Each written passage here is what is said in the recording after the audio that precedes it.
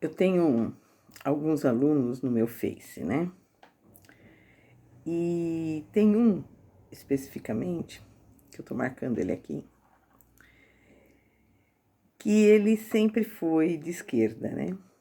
E eu, até um tempo atrás, defendia muito os governos que a gente achava que era de direita, né? Eu sempre defendia, sei lá, PSDB.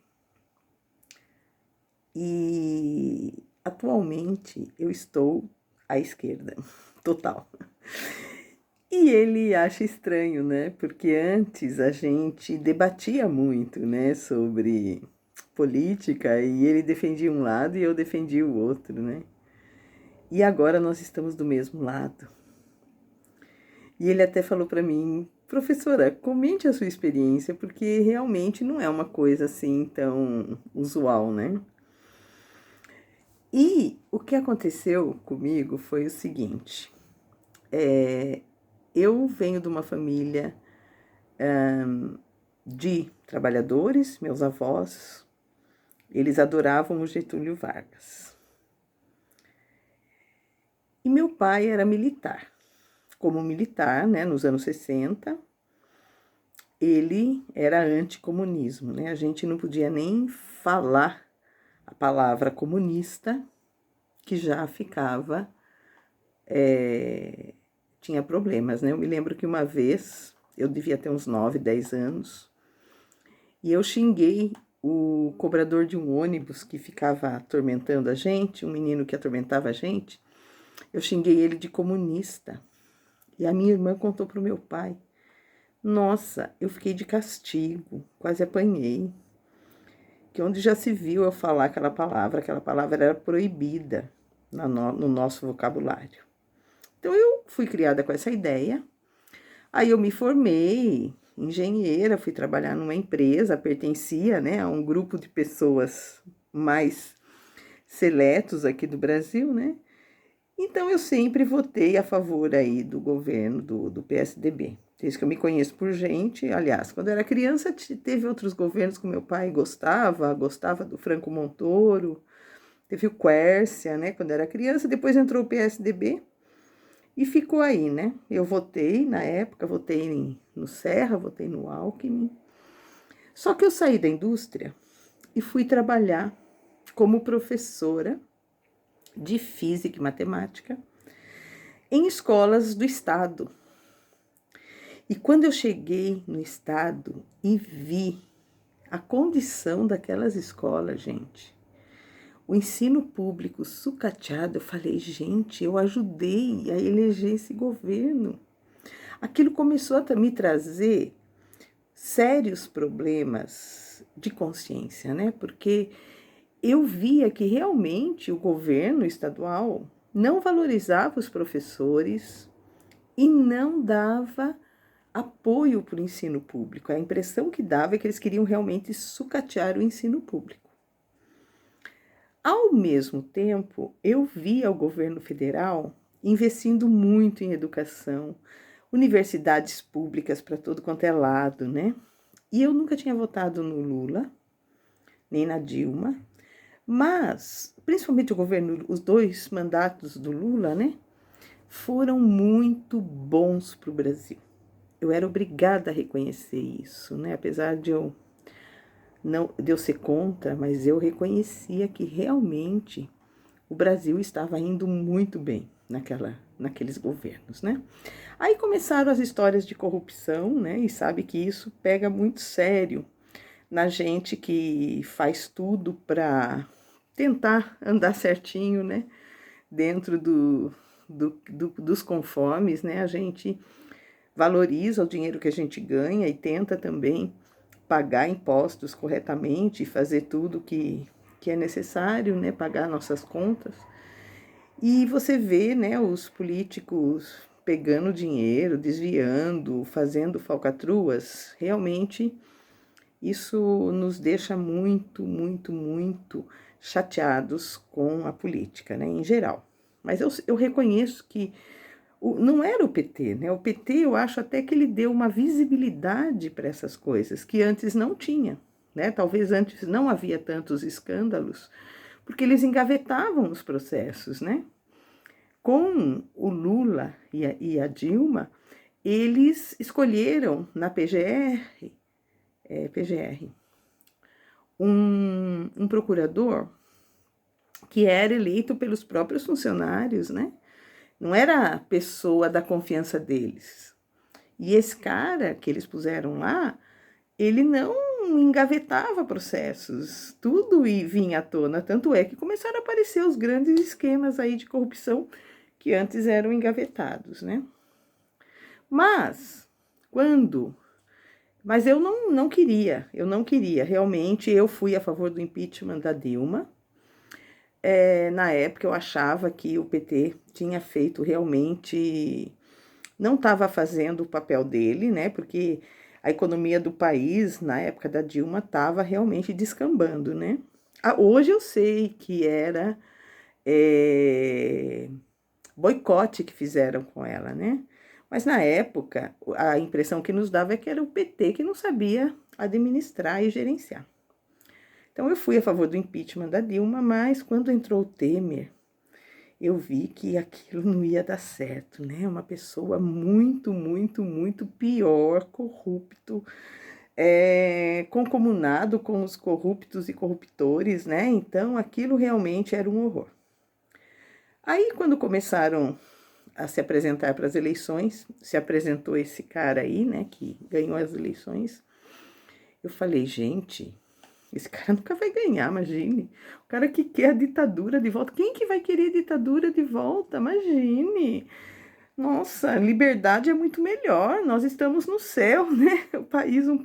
O Brasil é um país livre. Quem que vai querer a repressão novamente? Porque eu vivi nessa época, embora eu não fosse, eu não fui perseguida, nada disso, mas eu via como era o caso. Eu fui reprimida de xingar uma pessoa de comunista, né? Então, realmente, era uma coisa que ninguém imaginava que o povo ia querer isso de volta, né? E uma pessoa que, quando foi lá falar da Dilma, eu me lembro que eu assisti os depoimentos, né? Aquela coisa, aquela palhaçada pela minha família, pelo não sei quem. E aquela besta chega lá pelo Ustra, né? Eu falei, que é isso, gente? O cara idolatrando um torturador, depois aquela cuspição com o outro, Jean Williams, né? Eu falei, gente, que horror que tá essa política brasileira.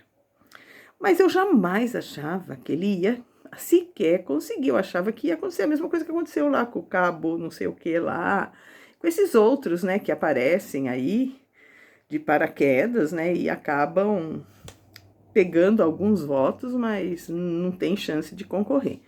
Mas eu estava em dúvida, eu não sabia em quem votar. Eu falei, gente, em quem que eu vou votar? Porque não dá. Alckmin, sem chances, né? Aquele cara do Paraná também, que batia nos professores lá em greve, eu falei, não dá. Aquele do Novo, pelo amor de Deus, né? Um banqueiro, eu falei, gente, vamos colocar o país na mão de um banqueiro, não dá. Aí, eu votei no Ciro, porque eu não conseguia votar no PT, né? Porque eu ainda tinha uma mágoa do PT por achar que ele tinha entrado no esquema de corrupção. Eu tinha essa forte ideia, né? Que ele se vendeu, né? Para ele poder governar, ele se vendeu para aqueles corruptores ali e tudo mais, né? Daí eu fiquei naquele impasse, né? Eu esperava que o Ciro fosse para segundo turno, né? Porque o Ciro ganharia no segundo turno, conforme mostravam as pesquisas. Então, eu votei no Ciro no primeiro turno, só que a gente já sabe que foi o Haddad. Adoro o Haddad. Nossa, o Haddad é uma pessoa fantástica. Eu fiquei conhecendo melhor, né? Mas, assim, eu não podia votar no Bolsonaro. Não podia. Jamais, jamais, jamais eu poderia escolher uma pessoa que falava tão mal, falava que ia pegar as minorias e deixar num canto, que falava que jamais ele poderia governar olhando para essas minorias. Gente, ele governa para uma minoria, ele governa para a minoria rica, entendeu, do país, porque ele está ferrando com a grande maioria, que são os pobres, com mais de 95% do país, com todas essas absurdos que ele fez de reforma da aposentadoria, da previdência, e taxar seguro-desemprego. Gente, por que ele não taxa as grandes fortunas? Os caras que têm dinheiro? Não, ele vai taxar o cara que está desempregado, recebendo seguro-desemprego. Gente, é um absurdo tão grande que não entra na minha cabeça. Como que as pessoas podem apoiar isso aí?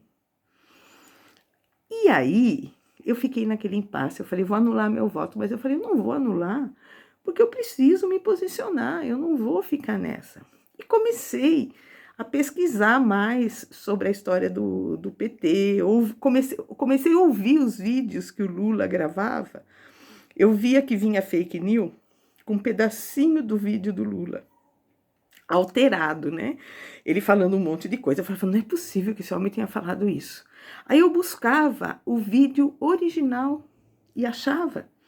E eu via o vídeo original e aí eu falava, gente, que homem inteligente, olha só o que ele está falando. Então eu comecei a gostar do discurso do Lula e do discurso do Haddad também, a Manuela, maravilhosa aquela mulher. E eu comecei a me simpatizar muito com eles e a defender a causa deles. E hoje eu sou quase uma militante do PT, embora eu goste muito do Ciro Gomes.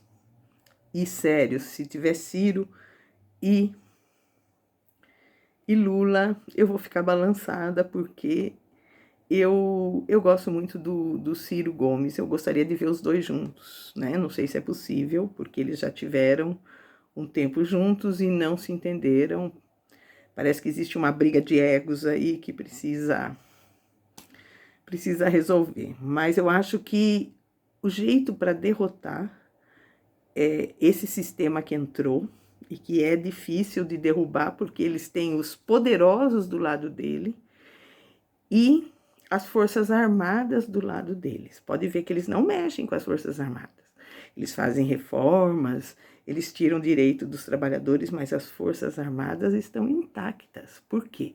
Porque eles querem as forças armadas do lado deles, que é a maneira como eles conseguem se impor sobre a população.